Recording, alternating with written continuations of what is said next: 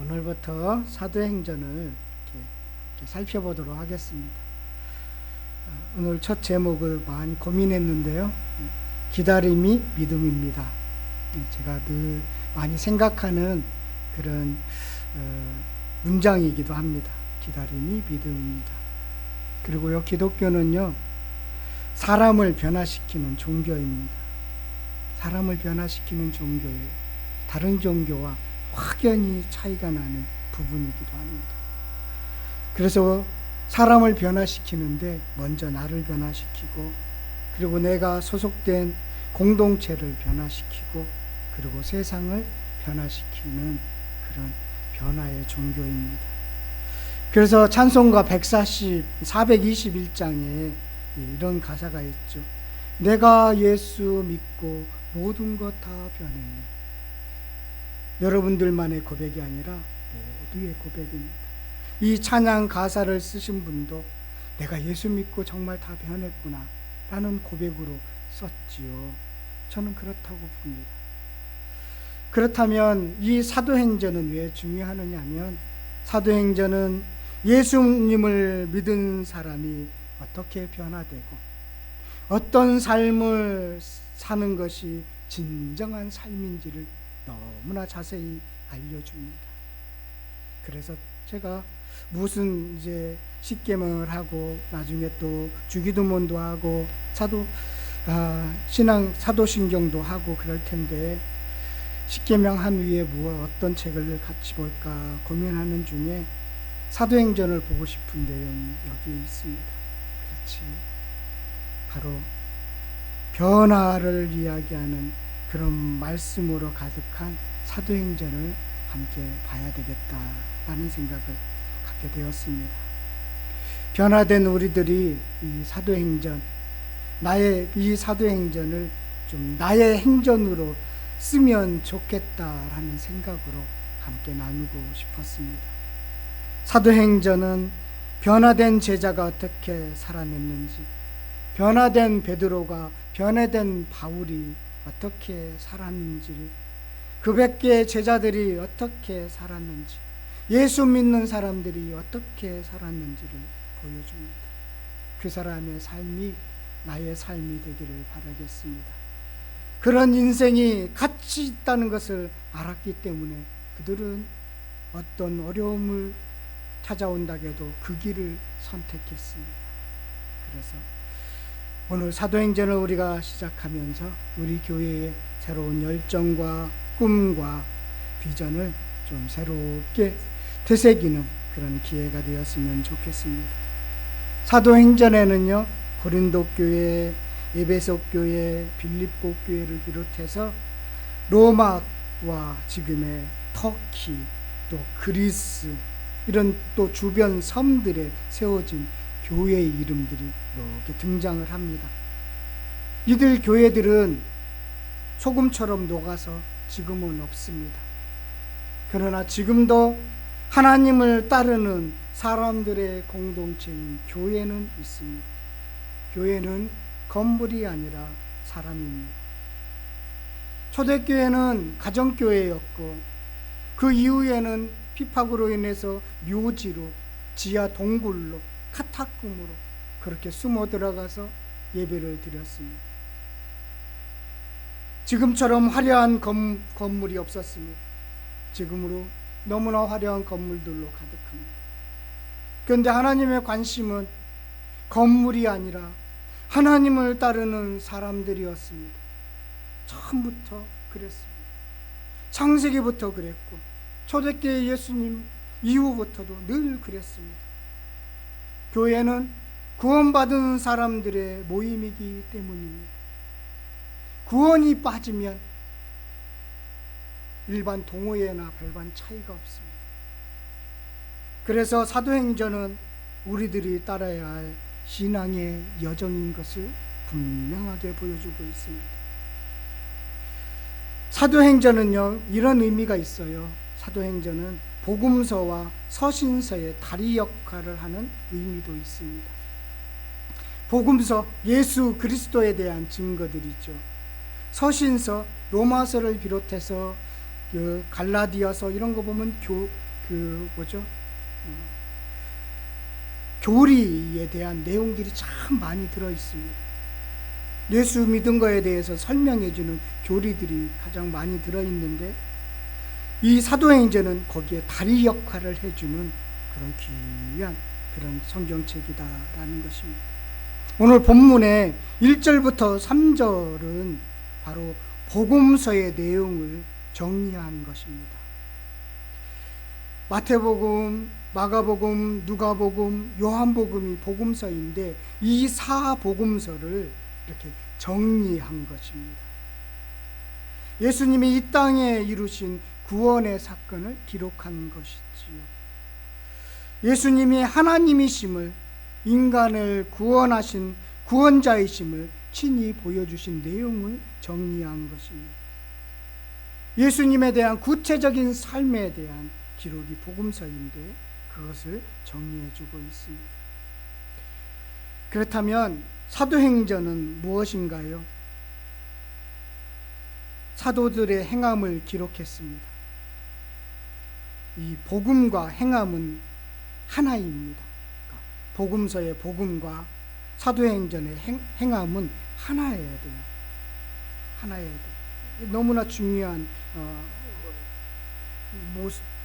건데요.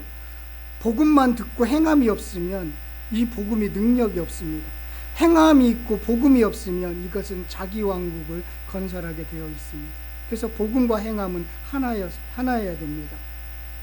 예수를 믿는 것과 예수를 따르는 삶이 하나여야 된다는 것이죠. 복음과 교리가 하나로 어울려야 된다는 것입니다. 그것을 어디에서 표현할까요? 말로 하는 게 아니에요. 말로 하는 게 아니에요.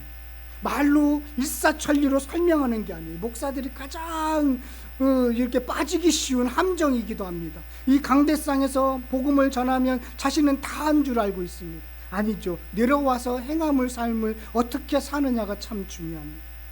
일상적인 삶을 통해서 예수를 만나고 삶의 의미를 해석하는 그런 복음을 전하고 행함을 전할 때 비로소 예수가 그리스도인 것을 나타낼 수 있기 때문입니다. 행함이 있어야 됩니다. 하나님의 나라를 이루어가는 과정에 겪는 이 기적과 은혜, 그리고 헌신과 어려움, 고난과 보람, 이런 것들이 행함으로 어울려져서 복음으로 녹아져 나갈 때 진정한 성도가 되는 것이고 사도행전의 성도가 되는 것이다 라는 것입니다. 그래서 복음은 어디서 드러난다고요? 삶의 현장에서 드러나게 되어 있습니다. 그래서 예수님은 복음과 행함이 일치된 분인 것을 우리는 분명히 알 수 있는 것입니다. 이 좀 구조, 첫 번째 공부를 하는 거예요. 사도행전은 어떤 책인지. 사도행전은 복음서와 서신서를 연결하는 다리 역할을 하는 성경책이다. 또 하나는 이 구조를 좀 보셔야 되는데 1장은 서론에 대한 해당 부분이고요.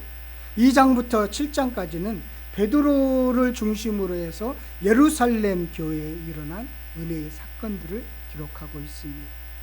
그 도망가고 믿지 않았던 그 제자들이 변화되어서 예루살렘 교회를 어떻게 이루었는지 그 은혜의 사건들이 기록되어 있습니다. 그리고 8장부터 12장까지는 핍박이 왔습니다. 그러면 잘 될 줄 알았는데 다시 고난이 찾아온 것이죠.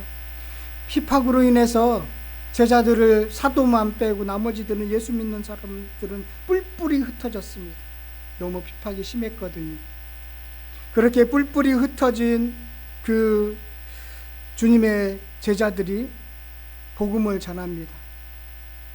빌립을 중심으로 해서 흩어진 그런 많은 제자들이, 예수님을 따르던 사람들이 사마리아 땅에서 일어나는 일들, 그 일들에 대해서 기록한 것이 바로 8장부터 12장까지입니다. 그리고 나서 13장부터 28장은 이방인의 사도로 부름을 받은 바울이 로마 심장까지 복음을 전하는 과정에 대해서 기록하고 있습니다. 이렇게 네 구조로 되어 있어요. 1장은 서론, 2장부터 7장은 베드로의 중심으로 한 예루살렘 교회, 8장부터 12장까지는 흩어진 제자들, 그래서 빌립이 사마리아의 교회에 세우는 그런 은혜의 사건들을 기록하고 있고요. 나머지 13장부터 마지막은 이제 바울이 전한 땅끝까지 복음을 전한 그런 과정들을 상세히 기록하고 있다라는 것입니다. 이 사도행전의 저자는 누구일까요? 예, 누구일까요? 누가입니다. 누가입니다. 고맙습니다. 우리 안미경 집사님이 미국 갔다 오더니 많이 부드러워졌나 봐요. 제가 이런 간단한 유머에 살짝 미소를 지어줬습니다. 네. 자주 다녀오세요. 누가는 이 편지를 두 권의 그 성경책을 썼어요. 누가복음과 사도행전인데요. 분량으로 따지면 그 서신서 절반에 해당되는 많은 분량을 썼습니다. 누가가 지금 이 편지를 누구에게 썼느냐면 데오빌로라는 분에게 썼습니다. 데오빌로는 고위직 공직자에 대한 존칭, 데오빌로요라는 고위직 공직자에 대한 존칭인데요. 이 데오빌로라는 이 뜻은 하나님을 사랑하는 자 의미를 갖고 있대요. 그래서 이분이 어떤 분인지에 대해서는 구체적으로 나와 있지는 않지만 아마도 그는 초신자이거나 예수님에 대한 궁금증을 갖고 있는 어떤 고위 공직자 아닐까 생각을 하기도 합니다. 그분에게 이제 쓴 건데요. 그래서 1절부터 4절까지의 내용은 누가복음에 대한 내용이에요. 그러니까 사복음서를 정리하면서 자기가 쓴 누가복음에 대한 정의를 이렇게 썼는데, 그 누가복음은 사실에 기초해서 기록했다라는 것입니다. 그래서 성경은 어떤 이론이나 철학이나 소문이 아닙니다. 사실을 바탕으로 썼습니다. 그래서 역사가로 볼 때에도 누가는 전혀 부족함이 없습니다. 그 당시는 의사가 뭐 지금처럼 우리나라에서 막 이렇게 추앙받는 그런 직업은 아니었어도 그렇게 똑똑한 사람들이 좀 종에 서서 풀려난 종들 중에도 똑똑한 사람들이 좀 의사를 했대요. 그래서 누가는 어떤 역사가로서도 전혀 부족함이 없는 그런 사람이었다라는 것입니다.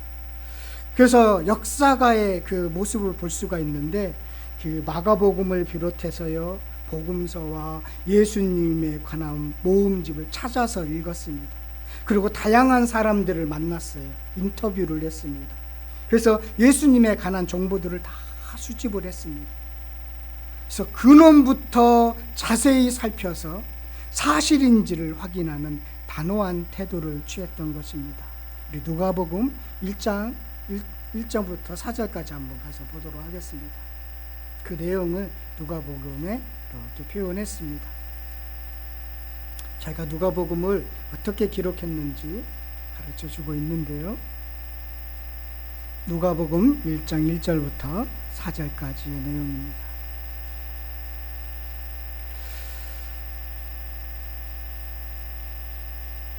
찾으셨어요?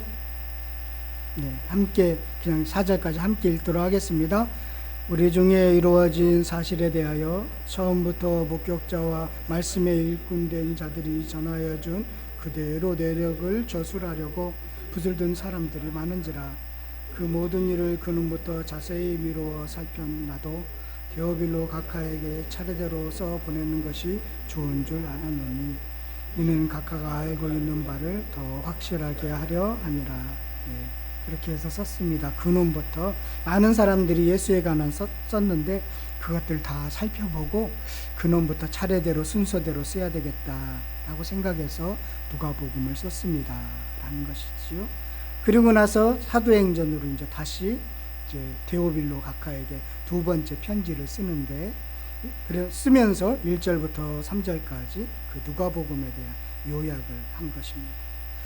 누가복음에 대한 요약을 핵심만 찍어서 요약을 했는데, 이 땅에 육신을 입고 오신 예수 그리스도의 생애를 누가는 5개의 동사로만 표현을 했습니다. 요약할 줄 아는 사람이었어요. 요약할 줄 알았다는 것은 꿰뚫어 보고 있다라는 것입니다. 아주 간단 명료하게 이렇게 정리할 줄 안다는 것은 그에 대해서 완벽하게 아는 사람만이 요약할 줄 아는 겁니다. 말이 많다, 제가 우리 아내가 가끔마다 제가 설교가 길어지면 설교 준비 안 했지 그래요. 예, 말이 많아진 거예요. 그러니까 요약해서 딱딱 전해주면 핵심만 전할 수 있는데 설교가 준비가 안 되면 구질구질하게 설명이 많은 거예요. 오늘도 설교가 잘 준비가 안 됐나 봐요. 구질구질하게 설명이 많은데 누가는 요약할 줄 알았습니다. 자, 어떻게 요약했느냐면요, 예수께서는 행하셨고 가르치셨고 사도들을 택하셨고 성령으로 명하셨고 승천하셨다. 5개의 동사입니다. 5개의 동사로 복음서를 요약했습니다. 낮아지심을 행하셨고 하나님 나라를 가르쳤고 제자들을 택하셨고 성령님을 의지하여 말씀하셨고 십자가에서 죽으시고 부활하신 이후에 승천하셨습니다. 5가지로 요약됩니다. 예수님은 먼저 행하시고 그리고 가르치셨어요. 그래서 복음과 행함과 가르침, 복음과 행함, 이것이 하나로 어울려져야 된다는 것은 예수님이 직접 그것을 보여주셨습니다. 복음이신 예수님께서는 행하셨습니다. 그리고 가르치셨습니다. 행하시고 그 결과로 가르치신 것입니다. 말만 하지 않았다라는 거예요. 복음이신 예수님께서는 그것을 그대로 행하셨고 그리고 그 결과로 가르치셨습니다. 하나님이 원래 그러신 분이십니다. 하나님의 스타일이에요. 하나님의 일하시는 방식이에요. 하나님은 이스라엘 백성들을 구원하셨고 그리고 다른 신을 섬기지 말라고 가르치셨습니다. 이게 원래 하나님이 하시는 것이에요. 친히 확실히 증거를 보여주시고 있습니다. 우리는 교회이죠. 우리는 그 지체입니다. 그러기에 그의 인생 가운데 확실한 증거를 보여주셨어요. 그래서 우리는 주님만이 나의 간증이라고 고백합니다. 예, 그러면 이제 행하시고 가르치시는 겁니다. 예수님을 닮았다면 우리도 행하시고 가르치는 일을 기꺼이 행하셔야 된다라는 것입니다. 그런 다음에 3절을 보시면 부활하신 예수님은 무엇을 했는가를 가르쳐주고 있는데요. 40일 동안 머물러 있었습니다. 그리고 그들에게 보이시면서 보여주셨어요. 무엇해요? 하나님의 나라의 일을 말씀하셨습니다. 예수님이 40일 동안 하신 것은 재교육 기간인데 하나님의 나라의 일을 말씀하셨습니다. 하나님의 나라는 사람의 신념이나 능력으로 건설할 수 없습니다. 성령의 권능을 받아야 가능한 것입니다. 하나님의 나라의 일은 달라요. 교회를 이루어가는 것은 다르다는 거예요. 내가 교회에 되는 것은 다르다는 거예요. 다른 일들은 내가 열심히 일하면 이룰 수 있어요. 그런데 교회를 이루는 것은 그렇지 않다는 것입니다. 무엇이죠? 성령의 능력, 권능을 받아야 되는 것입니다. 그래서 2절에도 보면 성령이라는 단어가 나오고 5절에도 성령이 나오고 8절에도 성령이 나오는 이유가 여기에 있습니다. 3번이나 언급하는 것은 그만큼 중요하다는 것이죠. 성령의 인도하심과 도우심이 아니고는 우리의 심령이 하나님의 나라를 얻을 수 없기 때문입니다. 그래서 5절의 말씀처럼 성령의 세례를 받아야 합니다. 성령의 권능으로 덧입혀져야 한다는 것입니다. 그 하늘의 권능을 받아 성령 충만하는 것이 성령으로 세례를 받는 것입니다. 성령의 권능을 받아서 깨달아지고 역사하게 되고 그러면 여러분 인생이 뒤집어지고 내가 변화되는 것입니다.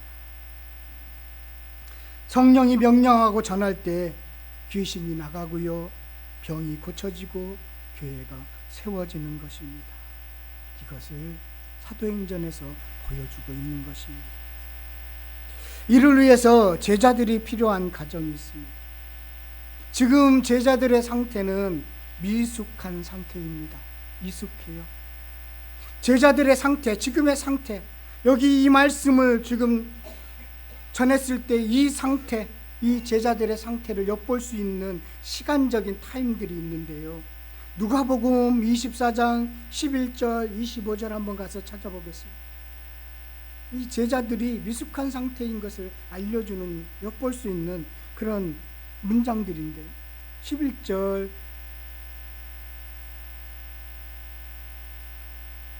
먼저, 24장 11절입니다.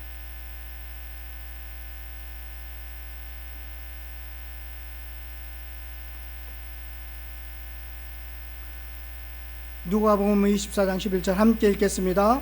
사도들은 그들의 말이 허탄한 듯이 들려 믿지 아니하니, 마리아들이 예수님이 없어요, 그런 이야기를 했더니 부활하셨어요, 그런 이야기 했더니 허탄한 말로 들었다는 것, 믿지 않았다는 것, 그들의 상태인 것을 알려주고 있습니다.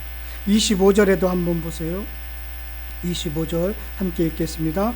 이르시되 미련하고 선지자들이 모든 것을 마음에 더듬있는 자들이여, 그 선지자의 말을 더듬있는 자들이여, 이해가 부족했습니다. 믿음이 부족했습니다. 사도행전 1장 6절에도 한번 보십시오. 다시 사도행전 1장 6절에 보면 그들이 모였을 때에 예수께 여쭈어 이르되 주께서 이스라엘 나라를 회복하심이 이때니까 하니, 믿지 아니하고 마음에 더듬이는 상태, 이 땅에 있는 것에만 생각하고 있는 상태, 이 땅에 이루어질 나라들에 대해서 그렇게 생각하고 있는 상태, 이 상태로는 하나님의 나라를 건설할 수 없습니다.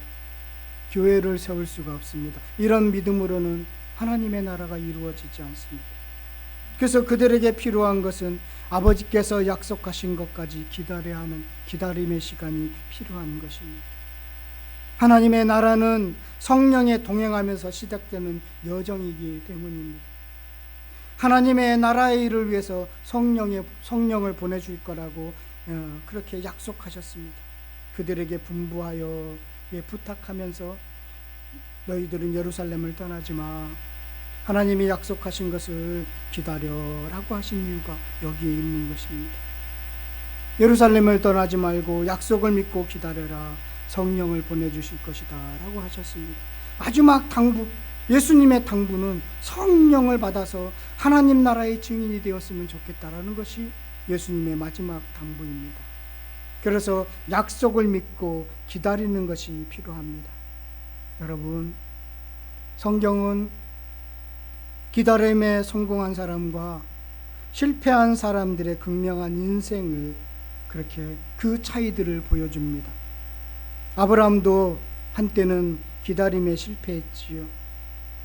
약속의 아들이 아닌 육신의 아들인 이스마엘을 출생하게 되었지요. 그 기다림의 실패가 지금까지 중동 갈등의 불씨가 되지 않았습니까? 이스라엘 백성도 기다림에 실패했습니다. 그래서 그들이 만들어낸 게 무엇이었죠? 금송아지를 만들었습니다. 모세를 기다리는데 그 기다림, 모세는 그들이 생각할 때는 보이는 하나님처럼 그런 분으로 보였는데 그 모세가 눈에서 사라지니까 기다림에 실패했습니다. 그래서 하나님의 진노를 받게 되었죠. 사울왕도 기다림에 실패했습니다. 그래서 사무엘을 기다려야 되는데 그 사무엘을 기다리지 못했습니다. 그래서 하나님이 사울을 버리게 되었죠. 어리석은 다섯 처녀도 기다림에 실패했습니다. 그래서 어떻게 되었나요? 혼인잔치에 참여하지 못하는 벌을 받았습니다. 그들의 사정을 곰곰이 생각하면 다 기다리지 못할 만한 이유들이 있었습니다. 그러나 기다림에 실패한 이들은 하나님의 약속하신 선물은 받지 못했습니다. 변명은 할 수 있을 것처럼 보이지만 그들은 하나님이 약속한 선물을 받지 못했습니다. 반면에 기다림에 성공한 이들도 있습니다. 노아가 방주에 들어간 시기는 비가 오지 않았습니다. 전혀 비가 올 기미가 보이지 않습니다. 8명의 가족이 방주에 들어가 문을 닫았는데 비가 오지 않습니다. 하루 이틀 3일이 지났는데도 비가 오지 않습니다. 7일 동안 방주 안에서 약속을 믿고 기다리는 그 기간이 필요했죠. 그래서 그들은 구원을 받았습니다. 다윗은 기다림에 대한 성공적인 대표적인 인물이기도 합니다. 그는 하나님의 대리 통치자가 되어서 영원한 왕위를 약속받았습니다. 슬기로운 5 처녀는 혼인잔치에 참여하는 기쁨을 누리게 되었습니다. 바울은 다메섹에서 예수 그리스도를 만났습니다. 부활하신 주님을 만났습니다. 바로 복음을 전하고 싶었지만 하나님께서는 바울을 바로 쓰지 않았습니다. 13년이라는 긴 세월을 기다리도록 하셨습니다. 짧은 세월이 아니더라고요. 13년. 긴 세월입니다. 하나님의 말씀을 믿고 신뢰하는 과정이 필요합니다. 그런데 그 기다리는 곳은요, 어려운 환경이거나 안 좋은 조건입니다. 기다림에 실패한이나 성공한이나 그 조건, 기다림의 조건은, 그 환경은 비슷합니다. 기다림에 성공한 사람은 특별히 좋은 환경이기 때문에 잘 기다렸다라고 할 수 없습니다. 다윗은 쫓겨다녔고 슬기로운 5 처녀는 졸며 참여하는 어려운 환경 속에서 기다렸습니다. 노아는 방주였고 제자들은 생명에 위협받는 예루살렘이었습니다. 이스라엘 백성은 모세가 부재로 불안하고 염려가 가득한 곳이었고 사울 왕은 적군과 대치하는 전쟁터였습니다. 다 기다림의 장소는 쉬운 곳이 하나도 없었습니다. 우리들이 약속을 기다리는 장소나 환경도 별반 차이가 없습니다. 우리 장로님은 지금 항암으로 그 기다림의 장소가 얼마나 힘든지 우리 중에는 가장 지금 힘든 환경 속에 있습니다.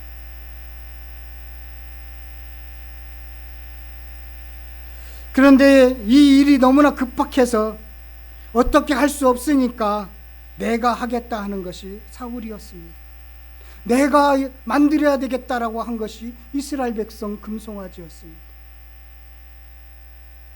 자기가 하겠다는 거예요.